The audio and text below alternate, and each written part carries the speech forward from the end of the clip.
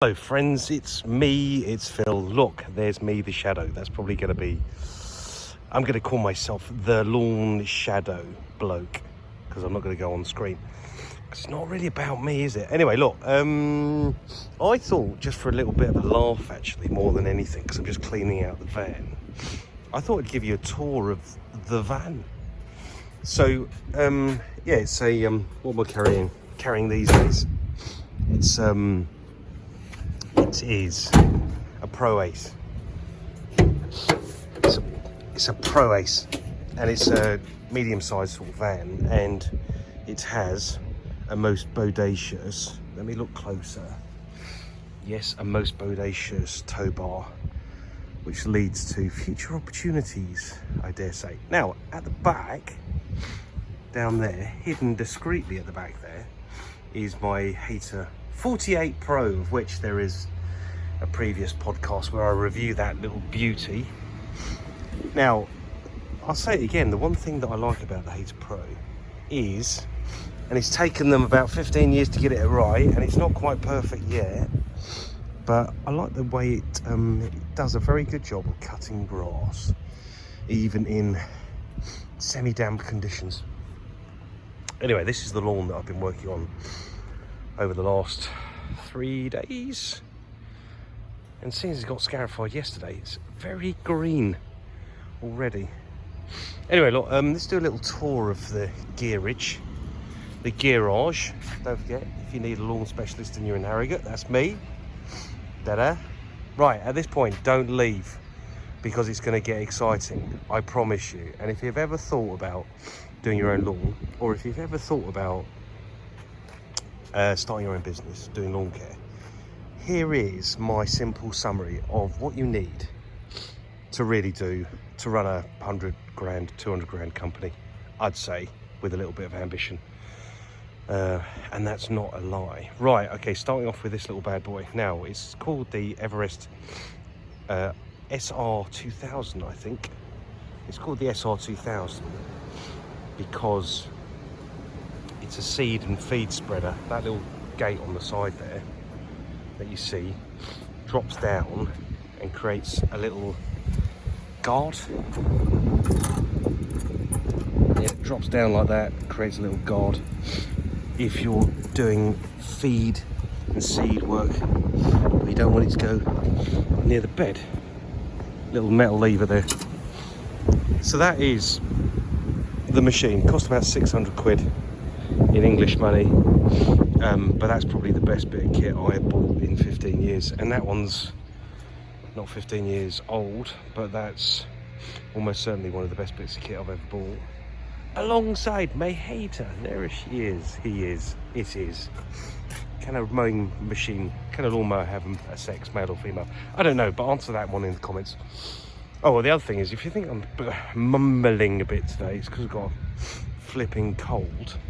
Avoided COVID, got myself cold. Right, look, here is the other tool of delight that hangs around in the van.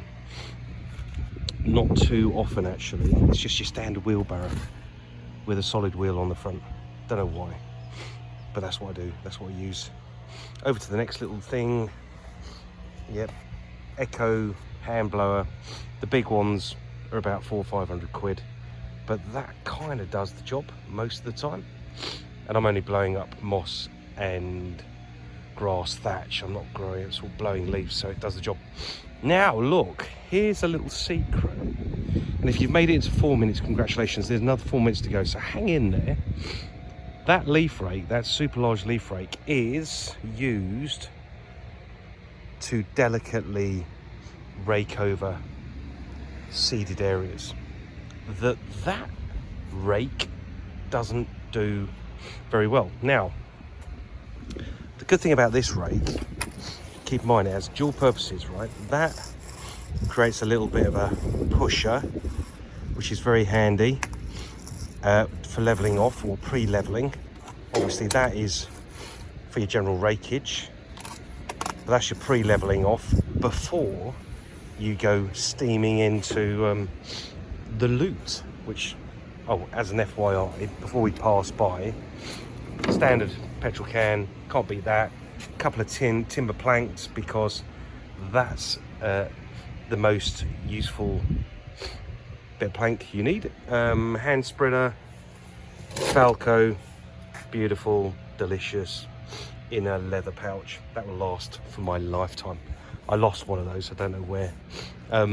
Standard little spade rather than the shovel, which I tend to prefer. Long handled.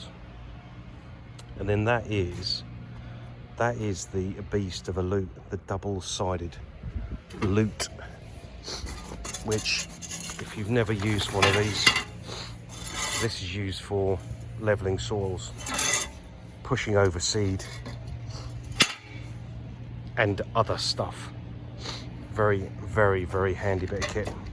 Quite expensive for what it is, but that sort is the rake, and that's the little family there of leveling, raking and stuff. Right, so over to here, feed wise, what I use is this one at the moment, which is a weed feed, a moss killer. A local brand make this, and then I use this stuff over here, which I can't remember the NPK, but it's universal balance, slow release fertilizer, does the job absolutely perfectosh. And then grass seed wise, this is what I use for nearly all of my grass seed jobs, which is Barenberg Extreme, which is really good close mowing grass seed type of thing. And then I've got another bag of seed down here, which I use for more sort of utility lawns, let's say utility kind of lawns, as opposed to fine cut. This Barenberg's Extreme, that likes to be cut at below 25mm, let's say. Now, if I just do a little wander around, so that's all the gear, right? That's all the gear you need to be very good. Aerator, scarifier, yes, don't carry those around all the time, and everything else gets delivered to site. It's as simple as that. Now, keep in mind, this lawn that we're working on, you can see the problem it's got. It's got a afternoon canopy that comes up, and that causes excessive moss, which you can see here. But this morning I cut this lawn at 14mm, and I reckon it's grown a few mil already. And keep in mind, if you look at this damage here, this is ripping out loads of moss and thatch. But where the sun is better, so is the grass. So that's looking pretty peachy, cut at 14mm. And what we've been doing today, and we'll be doing tomorrow more of, is a bit of regrading, taking out the shallows and stuff. Oh, and by the way, little secret tip for you. When you do reseeding, obviously you need a scarecrow, don't you, to stop the birds eating the seed. There's that mechanical one down there, but this is actually also very, very effective. It does two jobs. You can leave it outside a client's lawn for 2 or 3 weeks, if not longer, claiming that it's a scarecrow from your overseeding work. Very good tip, that one. I only learned that the other day by chance. But yeah. Anyway, so that's the tour of my van and the lawn and progress today. Anyway, catch you soon. Let's just nip back in. There she is.